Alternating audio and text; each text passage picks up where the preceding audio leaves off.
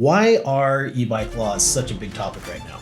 There's a lot of motorcycles out there now that are electric motorcycles, and people are modifying them and putting pedals on them to call them an electric bike. You have to be at least 8 years old to operate an electric bike. Hey everyone, welcome to the Bakcou Podcast. My name is Kelch, I'm your host today, and we are talking about e-bike laws.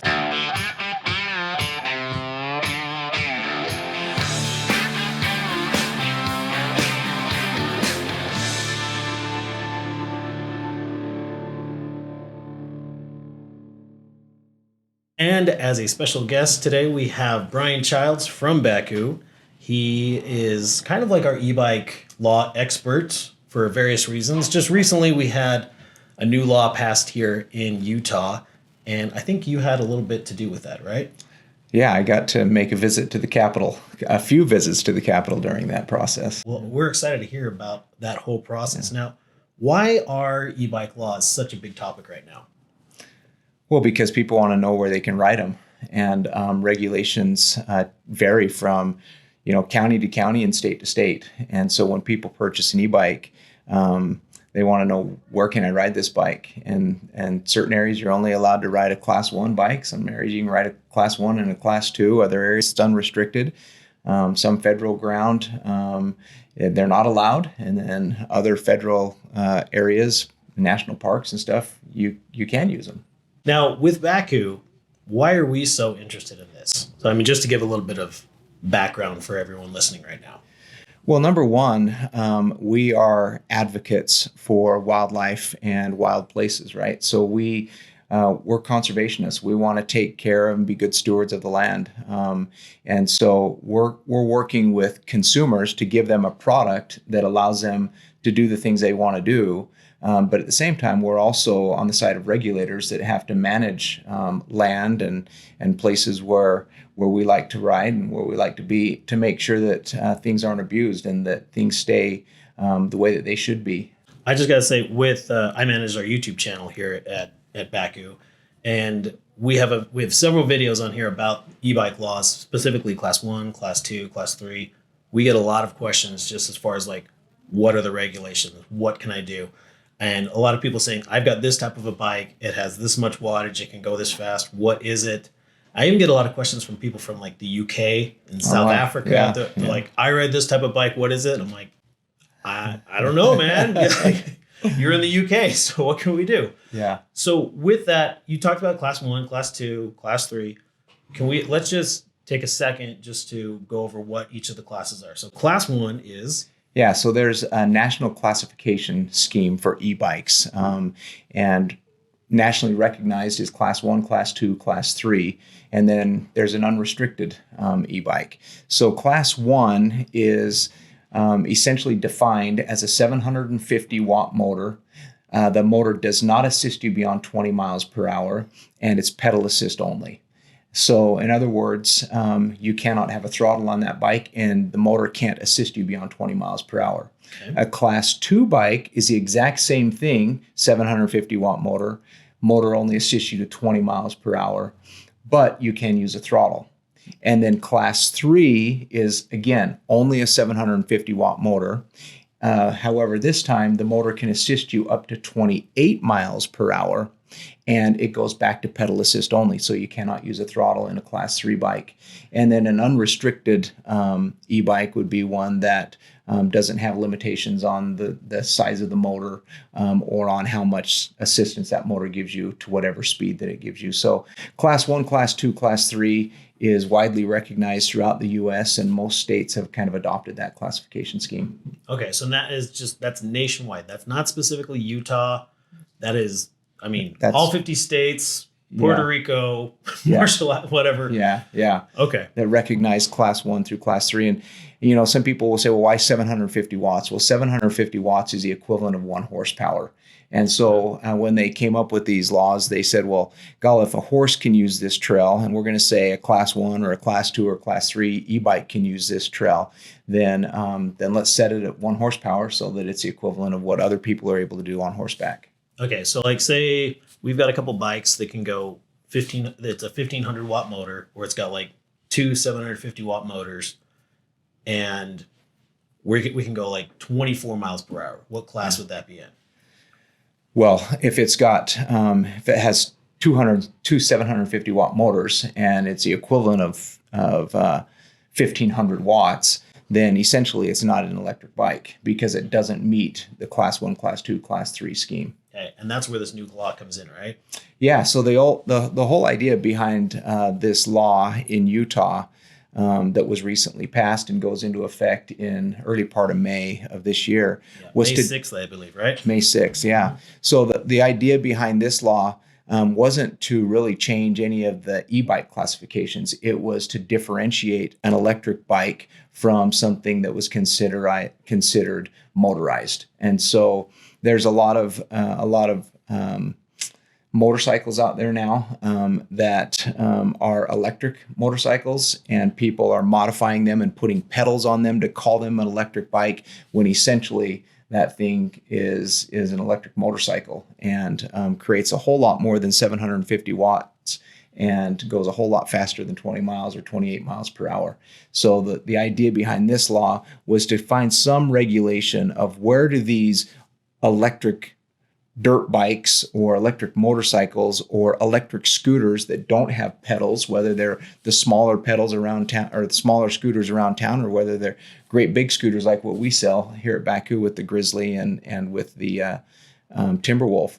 They were trying to differentiate between electric bike, electric motorcycles, and electric scooters and other electric mobility devices that maybe don't fit within that 3 e-bike classification scheme. Okay, so before, like you just had the two classifications, right? You had like an e-bike and then you had like an e-motorcycle, correct? Right. Okay, and then so this law literally just kind of clarifies what that is, correct? Yeah, well, and it prevents people from modifying something, buying a motorcycle and putting cranks on it and then saying it's an electric bike. And just because you can pedal it and I'm only going to go 20 miles per hour because I put the governor on it. Well, really, it's a motorcycle and you've just modified it and tried to call it an electric bike. And so this gives law enforcement and those that are out there that are stewards of regulating it, it gives them some defined classifications for what's an e-bike and what's not an e-bike.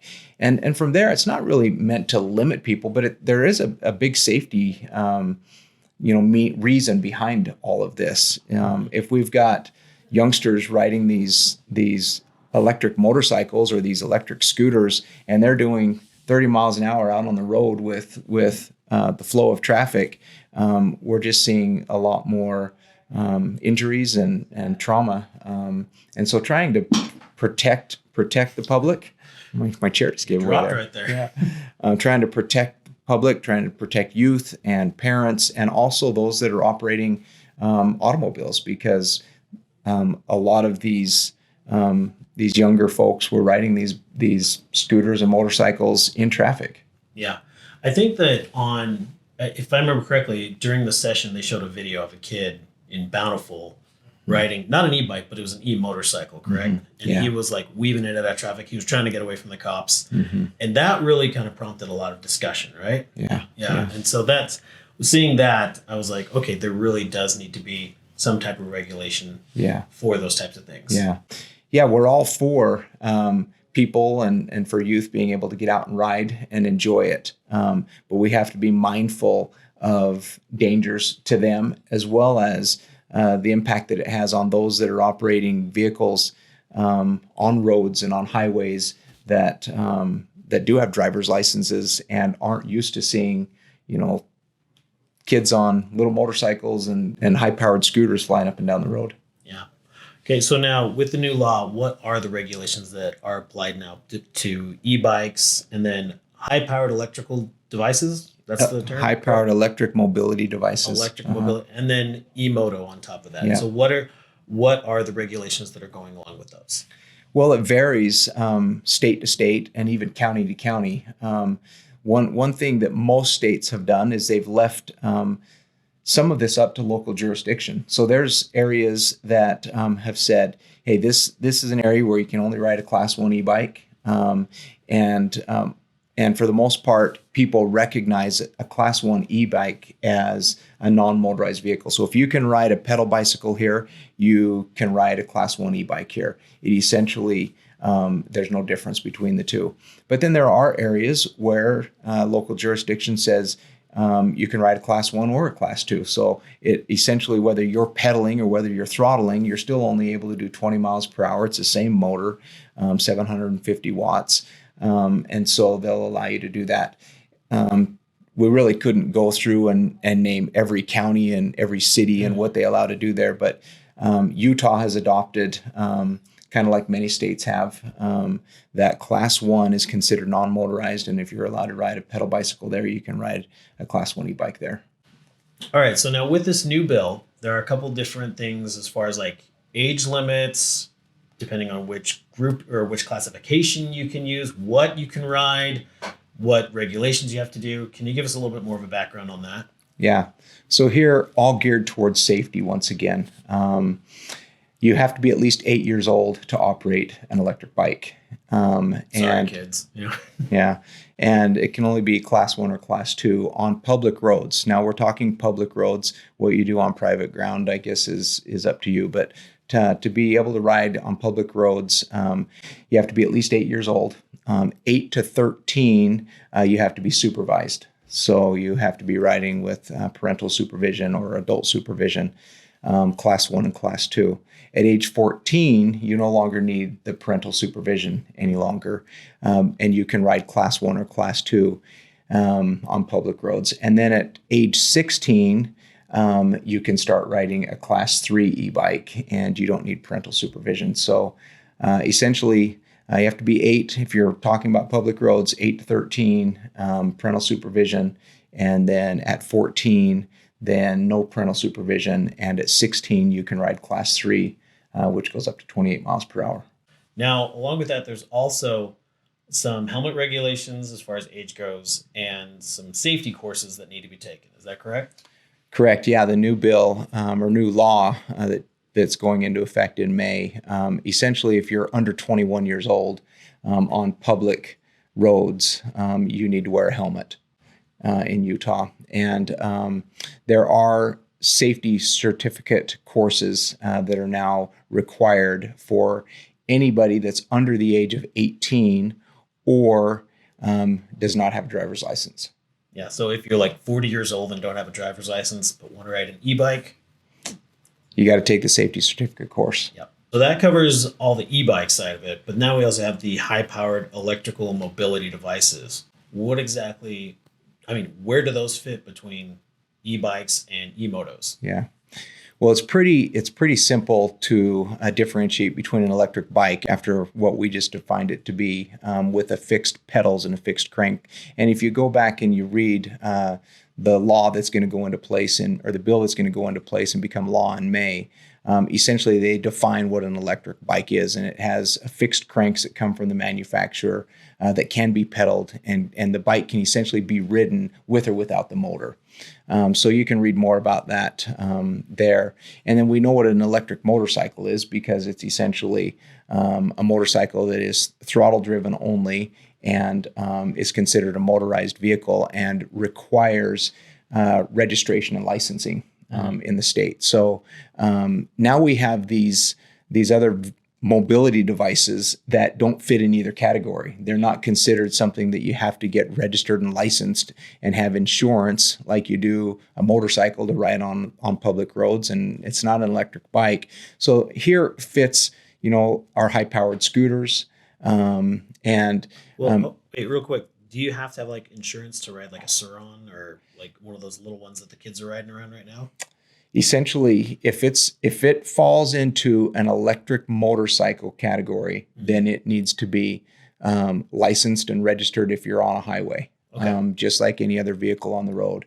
And so they're trying to differentiate with this law. They're trying to differentiate between electric bikes, these electric mobility, high-powered electric mobility devices, and then a motorcycle. So we could probably conjure up a lot of different things that would make certain vehicles fall in that high-powered electric mobility device. But essentially, if it doesn't have to be registered in the state of Utah and licensed and insurance and all of that kind of stuff that we do for our vehicles, and it's not an electric bike, then it's falling into that high-powered electric mobility device. Yeah. So like our scooters that we have have 750 watt motors or 1,000-watt motors and everything. Yes. And they don't have a saddle. I think that's part of the law too, correct? Right. Okay. Correct. And they can't, I mean, even some scooters have saddles, right? I mean, you can put a saddle on some scooters, and we have that here at Bakcou. But they're non-motorized, they're not non-motorized. They are motorized vehicles. So they're not ridden on non-motorized trails, but at the same time, they don't need to be licensed and registered like you would a motorcycle. So where does Bakcou fit in with all of this? Like with all the new regulations and the laws? I mean, how does Bakcou fit within this e-bike and eMoto and high-powered electrical mobility device community? Yeah. Well, start with our tagline. Bakcou's tagline is to elevate your life. We manufacture products in each one of these categories that we've discussed this morning. We manufacture electric bikes that are class 1, class 2, class 3. We manufacture products that are considered to be high-powered electric mobility devices, and we also manufacture electric motos. And so each one of these products are geared towards helping people to elevate their life, to enjoy life more, to take advantage of everything that's around them. And sometimes that's in the backcountry, and sometimes that's through your neighborhood. Sometimes that's down to a local park. We are conservationists, and so we feel passionately about protecting the environment that we live in. Not only do we want to create opportunity for people to get out and enjoy their surroundings, but we also want to protect those surroundings. So being an electric e-bike, eMoto, electric mobility device company, it's geared towards less pollution, less emissions, less noise, and getting out and enjoying life, but at the same time being aware of our surroundings and the impact that we're having through that enjoyment on those around us and the environment around us. Awesome. Great.